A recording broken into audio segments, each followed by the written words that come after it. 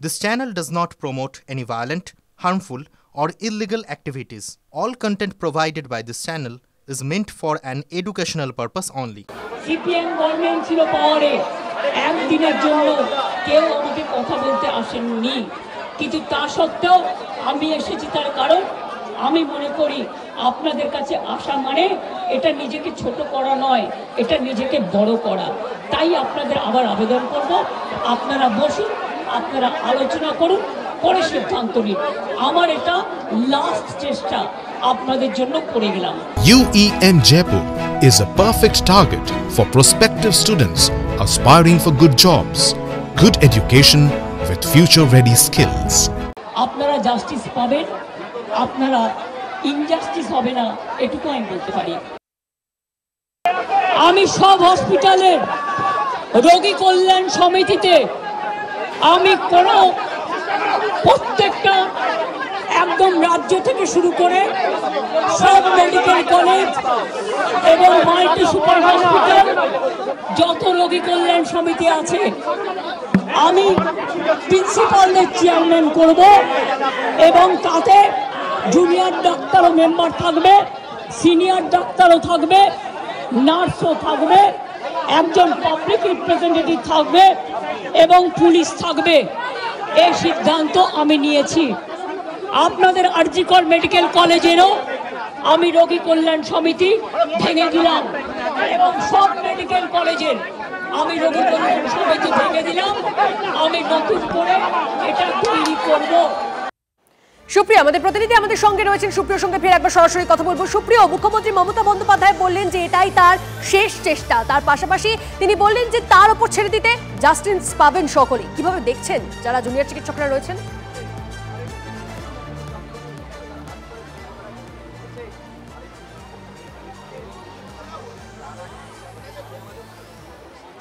দেখো, আমরা কিন্তু এখানে আন্দোলনরত যারা জুনিয়র চিকিৎসকরা রয়েছেন বা তাদের যারা প্রতিনিধিরা রয়েছেন তাদের সঙ্গে কিছু সময় আগেই আমরা কথা বললাম, এবং তাদের যেটা স্পষ্ট বক্তব্য, তারা আজকে মুখ্যমন্ত্রী মমতা বন্দ্যোপাধ্যায় তিনি একেবারে সশরীরে তাদের এই যে অবস্থান মঞ্চে এসে পৌঁছেছেন সেটাকে তারা সাধুবাদ জানাচ্ছেন, কিন্তু তারা আলোচনা চাইছেন, এবং সেক্ষেত্রে তাদের যে 5 দফা দাবি রয়েছে সেই দাবিতে কিন্তু তারা অনড়। যদিও মুখ্যমন্ত্রী মমতা বন্দ্যোপাধ্যায় তিনি যেটা স্পষ্টভাবে জানিয়েছেন যে তার উপরে গোটা বিষয়টা ছেড়ে দিলে তারা জাস্টিস পাবেন, কোনো রকম কোনো অবিচার হবে না, গোটা বিষয়গুলো বিচার বিশ্লেষণ করে তিনি পদক্ষেপ নেবেন। কিন্তু সেক্ষেত্রে যেটা জুনিয়র আন্দোলনকারী যারা জুনিয়র চিকিৎসকরা রয়েছেন তারা যেটা বলছেন স্পষ্টভাবে যে কলকাতার পুলিশ কমিশনার তার পদত্যাগ, কারণ গত 14ই আগস্ট রাতে আরজিকর হাসপাতালে যে ভাঙচুরের ঘটনা ঘটেছিল সেই ঘটনা বা সেই হামলার দায় প্রশাসন এড়াতে পারে না, কারণ প্রশাসন সেখানে নির্বিকার ছিল, এবং তার পাশাপাশি যারা এই ঘটনার সঙ্গে যুক্ত রয়েছেন তাদের দৃষ্টান্তমূলক শাস্তির ব্যবস্থা করা সহ তাদের যে সুদীপ্ত আমাদের অপসহকর্মী আমাদের সঙ্গে রয়েছেন। সুদীপ্ত, তুমিও আশা করি সবটাই শুনেছো যে মুখ্যমন্ত্রী মমতা বন্দ্যোপাধ্যায় কি কি বলেছেন, সেগুলোকে জুনিয়র চিকিৎসকরা কিভাবে দেখছেন, কি কি বলছেন তারা, তাদের কি প্রতিক্রিয়া প্লিজ? দেখো, একটা কথা তুমি সময় পরিষ্কার করে বলে দিই, সিএম বলে বেরিয়ে যাওয়ার পর থেকে তারা কিন্তু তাদের আন্দোলন জারি রাখবেন এটা বলেই চলেছেন, এবং তারা এখনও অবধি যারা রয়েছেন তুমি দেখতেই পাচ্ছ এখানে এখনও তাদের যারা রয়েছে তিলোত্তমার বিচারের জন্য শাউটিং এবং যা যা বিষয়ে রয়েছে সে বিষয় নিয়ে তারা বারবার বলে আছেন। আমি একবার চেষ্টা করবো এখানে যারা জুনিয়র ডাক্তার যারা রয়েছেন তারা নিজেরা কি বলছেন আমি সেই দিকে একবার কথা বলার চেষ্টা করে দেবো।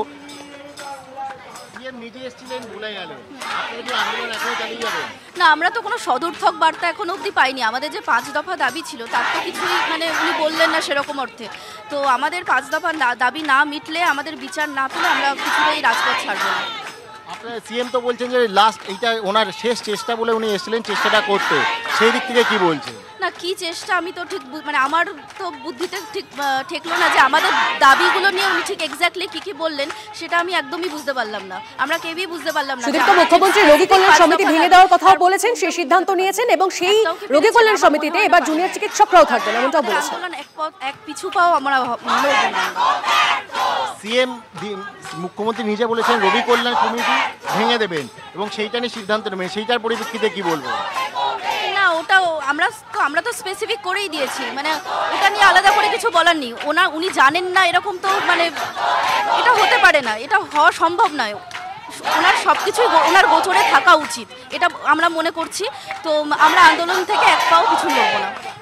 আমার এখানে আরও যারা জুনিয়র চিকিৎসক যারা রয়েছেন আমি তাদের সাথেও কথা বলার চেষ্টা করবো যে তাদের প্রত্যেকের ইন্ডিভিজুয়াল এক একজন কী কী বলছেন আমি সেই বিষয়ে কথা বলবো। একটু কথা বলার চেষ্টা করবো। মুখ্যমন্ত্রী আসলেন, তিনি বললেন তিনি চেষ্টা করবেন, বা এটা তার শেষ চেষ্টা, উনি কথাও বলে গেলেন। আপনাদের কি চেষ্টা যদি করছেন তাহলে কিছু হচ্ছে না কেন? এটা তো 36 ডে, তাহলে চেষ্টাটা মানে কোথায় যাচ্ছে আমরা বুঝতে পারছি না। আর আসলেন, একটা কনভারসেশনও হয়নি, উনি আসলেন কিছু একটা বললেন চলে গেলেন। যদি এসেছিলেন ওটার মানে একটা কনভারসেশন যদি হতো কত। সুদীপ্ত, তুমি আমাদের সঙ্গে থাকো, আমাদের সঙ্গে এই মুহূর্তে বিজেপি বিধায়ক শঙ্কর ঘোষ তিনি রয়েছেন, তার সঙ্গে একবার কথা বলি। শঙ্করবাবু, প্রতিশ্রুতি দিয়েছেন মুখ্যমন্ত্রী মমতা বন্দ্যোপাধ্যায় যে ডিমান্ডগুলো তাদের রয়েছে, জুনিয়র চিকিৎসকদের রয়েছেন, সেই সমস্ত ডিমান্ডগুলো তিনি সহানুভূতির সঙ্গে খতিয়ে দেখবেন, সেগুলো স্টাডি করে দেখবেন, তাকে একটু সময় দেওয়া হোক, তার উপর আস্থা রাখা হোক, ভরসা রাখা হোক, জাস্টিস সকলে পাবেন, এমনটা বলছেন মুখ্যমন্ত্রী। আপনি কি বলবেন? দেখুন, বিরোধী রাজনৈতিক দলের কর্মী এবং ভারতীয় জনতা পার্টির থেকে নির্বাচিত জনপ্রতিনিধি হিসেবে প্রথমে আমি ডাক্তারদেরকে কুর্নিশ জানাই, জুনিয়র ডাক্তারদেরকে কুর্নিশ জানাই যে অন্যান্যদের মতো তারা অন্তত মেরুদণ্ড বিক্রি করে দেননি, সোজা রেখে তারা লড়াই করছেন। দ্বিতীয়ত বিষয় হচ্ছে যে উনি এই যে প্রতিশ্রুতির কথা বলেছেন, আমি শুধু জুনিয়র ডাক্তারদেরকে স্মরণ রাখতে বলবো যে উনি ফ্লিপ ফ্লপে ওস্তাদ, এবং উনি বলছেন যে সবার সাথে আলোচনা করে সিদ্ধান্ত নেবেন। আসলে এসব গল্পগাথা কথিত আছে ওনার দলের এবং সরকারের, উনি হচ্ছে একমাত্র পোস্ট, বাকি ল্যাম্প পোস্ট। উনি কারো সাথে কথা বলেন না, একক সিদ্ধান্তে সরকার চালান, তার জন্য আজকে এই পরিস্থিতি। তৃতীয়ত, আপনারা যদি ভালো করে দেখেন যে ডাক্তারদের যে 5টি দাবি রয়েছে, এখানে একটি দাবি ওনাকে হজম করতে অসুবিধে হচ্ছে, সেটা হচ্ছে পুলিশ কমিশনারের অপসারণ, এবং তার সাথে অন্যান্য দুজনের কথা অবশ্যই প্রাসঙ্গিকভাবে উঠে আসছে। বাদ বাকি যে 4টি দাবি আছে, সেই 4টি দাবির মধ্যে একটি হচ্ছে দ্রুত বিচার, যেটা সিবিআই করার বিষয়, আর দুটো ওনার প্রশাসনিক, ডাক্তারদের সুরক্ষা ইত্যাদি সংক্রান্ত বিষয়, থ্রেট কালচার বন্ধ করার। ফলে কার সাথে আলোচনা করবেন? এতগুলো যে অসঙ্গতি ধরা পড়েছে, সেই অসঙ্গতি রাজ্যের মানুষ, সুপ্রিম কোর্টের যে মামলার শুনানি সবাই দেখেছেন, তারপরেও উনি সিদ্ধান্ত নিচ্ছেন না। আমি জানি না, উনি ডাক্তারবাবুদের ওখানে গিয়েছিলেন, উনি নাটক করার অভ্যেস আছে, সেই জন্য উনি ওখানে গিয়ে চেষ্টা করছিলেন যদি কোনোভাবে এদেরকে বিভ্রান্ত করা যায়। তবে আমি আশা রাখি জুনিয়র ডাক্তাররা অনেক বেশি সচেতন, তারা তাদের সিদ্ধান্ত নেওয়ার ক্ষমতা রাখে। তবে ব্যক্তিগতভাবে ডক্টরস ফ্র্যাটার্নিটির সাথে যুক্ত না থাকলেও যেহেতু তাদের সাথে সামগ্রিকভাবে জড়িয়ে থাকি, আমি যদি একজন ওনার ফ্র্যাটার্নিটির কেউ হতাম, আমি অবশ্যই মুখ্যমন্ত্রীর এই সিদ্ধান্ত বা এই বক্তব্যের সাথে সহমত হতাম না। বেশ, অনেক ধন্যবাদ আমাদের সঙ্গে কথা বলার জন্য। কথা বলছিলাম বিজেপি বিধায়ক শঙ্কর ঘোষের সঙ্গে। সৌরভ গুহ আমাদের অপসহকর্মী আমাদের সঙ্গে রয়েছেন, সৌরভের সঙ্গে কথা বলবো সরাসরি। সৌরভ, আজ মুখ্যমন্ত্রী মমতা বন্দ্যোপাধ্যায় তিনি মুখ্যমন্ত্রী হিসেবে নয়, তিনি দিদি হিসেবে, বড় দিদি হিসেবে পৌঁছে গেছিলেন আন্দোলনকারীদের মাঝে। তিনি যে বক্তব্যগুলো রাখলেন, সেগুলোকে কিছু কিছু বক্তব্যকে যারা জুনিয়র চিকিৎসকরা রয়েছেন তারা স্বাগতও জানিয়েছেন। তাহলে সব মিলিয়ে পরিস্থিতি এখন কোথায় গিয়ে দাঁড়ালো?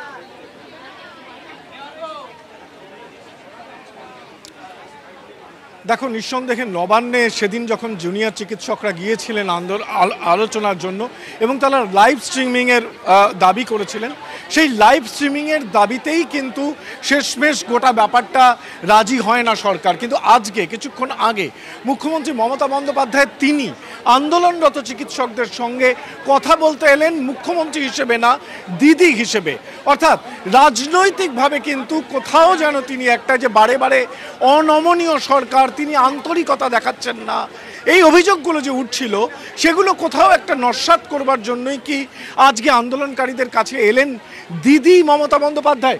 কি মনে করছেন জুনিয়র চিকিৎসকরা? আমি প্রথমেই আপনাকে বলবো, মুখ্যমন্ত্রীর আশাকে আপনারা স্বাগত জানিয়েছেন এবং আপনারা আলোচনায় বসবেন সেটাও জানিয়েছেন। সামগ্রিকভাবে দিদি মমতা বন্দ্যোপাধ্যায়ের আজকে এই মঞ্চে উপস্থিতি, এটা সমস্যার সমাধানে কতটা পথ এগোলো বলে মনে করছে? একটা রাজ্যে সার্বিক একটা অচলাবস্থা চলছে। এই অচলাবস্থা একদিন দুদিনের নয়, টানা 36 দিনের। এই অচলাবস্থা কাটানোর জন্য মুখ্যমন্ত্রী কোনো সদর্থক ভূমিকা নিতে পারেন।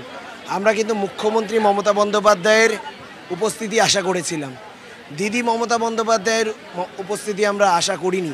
তার কারণ দিদির থেকে তার মুখ্যমন্ত্রী পদটা বড়, তার দায়িত্ব বড়। আমরা চাই তিনি যেন মুখ্যমন্ত্রী হিসেবে আমরা WBJDF-এর তরফ থেকে যে দাবিগুলো করেছি সেই দাবিগুলো মেনে আমাদের সাথে সদর্থক ভূমিকা নিয়ে একটা আলোচনায় আসতে রাজি হন, এবং সেই আলোচনায় যদি লাইভ স্ট্রিমিং থাকে তাহলে সাধারণ মানুষ পুরো ব্যাপারটা স্বচ্ছভাবে দেখতে পারবে যে আমরা কি দাবি তুলছি এবং উনি কি বলছেন, এবং কোথাও কোনো কিছু লুকোচুরির গল্প থাকবে না। আপনারা লাইভ স্ট্রিমিং এর যে দাবি সেটা এখনো অনড় রয়েছে?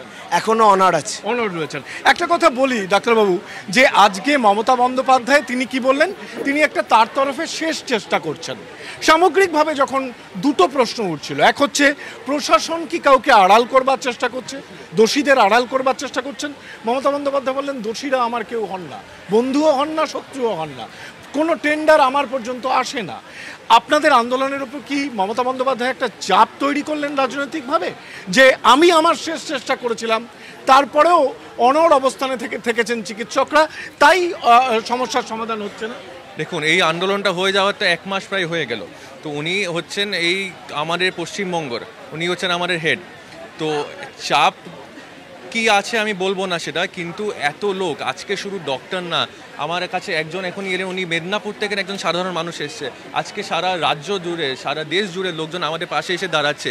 এবার কেন দাঁড়াচ্ছেন ওনারা? কারণ এখানে কোনো আমরা বিচারের রাস্তা এগোতে দেখতে পেলাম না। এবার উনি যদি সত্যিই আমাদের দিদি হয়ে আজকে এলেন, সত্যিই আমাদের লিডার হয়ে এলেন, তো এটাই তো আমরা ডে 1 থেকে চাইছিলাম, প্রথম দিন থেকে আমরা চাইছিলাম। আজকে আমাদের এত দিন বৃষ্টির মধ্যে রাত জেগে এখানে 4 দিন আমরা উপস্থিত আছি, 1 মাস ধরে আমরা আন্দোলন করছি, এত লোক আমাদের পাশে এসে দাঁড়ালো, এত কিছু হওয়ার পরে উনি এলেন। তো এটা কি মনে হয়, ওনার এই আসার ফলে কি বিষয়টা ত্বরান্বিত হবে? কোনো সুষ্ঠু সমাধানের কথা আপনারাও বলছেন, প্রশাসনও বলছে সুষ্ঠু সমাধান, উনিও এলেন, এরপরে কি একটা জায়গায় গোটাটা বিষয়টা পৌঁছবে? এই আশা তো আমাদের কাছে রয়েছে। কিন্তু আপনাদের 5 দফা দাবিতে আপনারা অনড় রয়েছেন। 5 দফা দাবিতে আপনারা অনড় রয়েছেন। হ্যাঁ, 5 দফা দাবিতে কিন্তু জুনিয়র চিকিৎসকরা অনড় রয়েছেন। মমতা বন্দ্যোপাধ্যায় মুখ্যমন্ত্রী হিসেবে দুটি কথাকে কিন্তু বলেছেন। এক, তিনি দিদি হিসেবে এসেছেন, বাংলার রাজনীতিতে তিনি দিদি, সেই দিদি হিসেবেই কিন্তু তিনি এসেছেন। 2, মুখ্যমন্ত্রী হিসেবে বহু টেন্ডার বা এই যে অভিযোগ উঠছে যে দোষীদের কি প্রশাসন আড়াল করবার চেষ্টা করছে, এক্ষেত্রে দ্ব্যর্থহীন ভাষায় তিনি বলেছেন যে দোষীরা তার বন্ধুও নন, শত্রুও নন। তিনি কি বলেছেন সৌরভ? শুভজিৎ বলছি স্টুডিও থেকে, আমরা শুনলাম।